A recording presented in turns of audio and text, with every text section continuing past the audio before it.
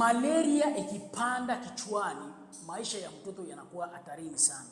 Yaani inamaanisha kwamba malaria ikipanda kwenye ubongo wa mtoto, jua ya kwamba maisha ya mtoto yanakuwa hatarini sana. Maana vile vijidudu vinaenda kashambulia ubongo, na vinapoenda kushambulia ubongo, maisha ya mtoto yanakuwa hatarini sana. Maana hiyo hali itenda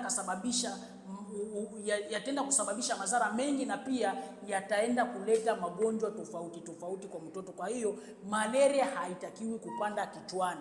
Na yatapandaje kichwani? Yatapanda kichwani pale ambapo wewe mzazi unaona kabisa kwamba mtoto wako ana changamoto, lakini unaishia kumwangalia, unashindwa kuchukua hatua kutafuta matibabu ambayo yataenda kutatua hiyo changamoto, au kwenda nayo hospitalini ili waweze kumhudumia mtoto huyo. Hii ni hali ambayo sio ya kawaida, na ni hali hatari sana ambapo utaenda kuiona kwa mtoto wako bila kuchukua hatua ya kumpa matibabu mtoto wako.